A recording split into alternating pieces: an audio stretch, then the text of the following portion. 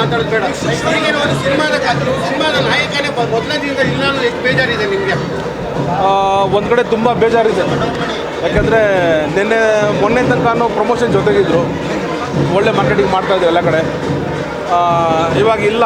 ಮತ್ತು ಇದೇನೆಂದರೆ ಇವಾಗ ಯಾವುದೇ ಕಾರಣಕ್ಕೂ ಹೆಣ್ಮಗುಗೆ ಮೋಸ ಆಗಬಾರ್ದು ಒಂದು ಕಡೆ ಇರಲಿ, ಅದೇ ಕಡೆ ತಪ್ಪು ಮಾಡಿದವ್ರಿಗೂ ಏನು ತಪ್ಪು ಮಾಡಿಲ್ದವ್ರಿಗೂ ಏನೂ ಆಗಬಾರ್ದು ಮತ್ತೊಂದು ಕಡೆ.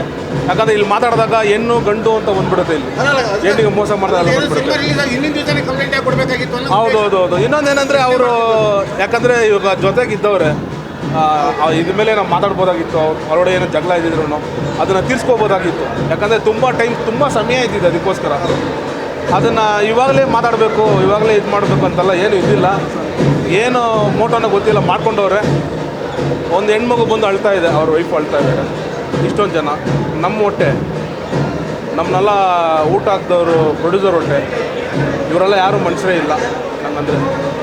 ಅವರೊಬ್ರಿಗೋಸ್ಕರ ಸಿನಿಮಾ ನೋಡಿಬಿಡಿ ಅಂತ ಏನೇನೋ ಮೀಡಿಯಾದಲ್ಲಿ ಏನೋ ಬರ್ತಾಯಿದೆ, ಎಲ್ಲೋ ಬರ್ತಾಯಿದೆ. ಒಂದು ಕಡೆ ಕೋಪ ಇದ್ದರೂ ಕೂಡ ಒಂದು ಕಡೆ ಬೇಜಾರು ಇದೆ.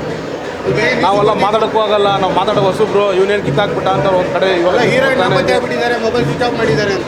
ಹೌದು, ಅದು ಬೇರೆ. ಏನಕ್ಕೆ ಅವ್ರು ನಾಪಕ ಆಗ್ತಾರೆ. ಅವರು ಮೀಡಿಯಾದವರು ರಿಟರ್ನ್ ಕಾಲ್ ಮಾಡಿದ್ರೆ ಫೋನ್ ಎತ್ತಾ ಇಲ್ಲ ಅವರು. ಯಾಕಂದರೆ ಅವರು ಒಂದು ಹೆಣ್ಮಗು ಅಲ್ವಾ, ಅವ್ರನ್ನೂ ತೋರಿಸ್ಬೋದಾಗ ಮೀಡಿಯಾದಲ್ಲಿ, ತೋರಿಸ್ಬಾರ್ದಾಗಿತ್ತು.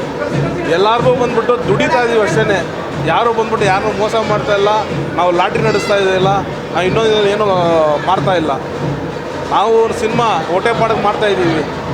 ಏನೋ ಇವಾಗ ನಮ್ಮನ್ನೆಲ್ಲ ನಂಬ್ಕೊಂಡು ಒಬ್ರು ದುಡ್ಡು ಹಾಕವ್ರೆ, ಅವ್ರನ್ನೆಲ್ಲ ಪ್ರೇಕ್ಷಕರಿಗೋಸ್ಕರ ಎಲ್ಲ ಬಂದು ಪ್ರೇಕ್ಷಕರಿಗೋಸ್ಕರ ಮಾಡಿರೋ ಸಿನಿಮಾ ಇದು. ಈ ಸಿನಿಮಾದಲ್ಲಿ ಬರೋ ಲಾಭದಲ್ಲಿ 30% ನಾವು ಬಂದ್ಬಿಟ್ಟು ಗಡಿಯಲ್ಲಿ ನಮ್ಮನ್ನು ಕಾಯೋ ಯೋಧರಿಗೆ ಕೊಡ್ತೀವಿ ಅಂತ ಹೇಳಿದ್ದೀವಿ. ಇಷ್ಟಕ್ಕೂ ಬುದ್ಧಿ ಇಲ್ಲದೆ ಮಾಡಿದ್ರೆ ಅದು ತುಂಬ ತಪ್ಪು ಅನ್ಕೋತೀನಿ ನಾನು. ಯಾಕಂದರೆ ಎರಡು ಕಡೆ ಕುಲಂಕುಷವಾಗಿ ವಿಚಾರಿಸಿ ಏನು ಬೇಕಾದರೂ ಮಾಡಲಿ, ತೊಂದರೆನೇ ಇಲ್ಲ. ಇಲ್ಲಿ ತಪ್ಪು ರೈಟ್ ಹೇಳೋದಕ್ಕೆ ನಾನೇನು ಕೋರ್ಟ್ ಇಲ್ಲ, ಜಡ್ಜ್ ಇಲ್ಲ.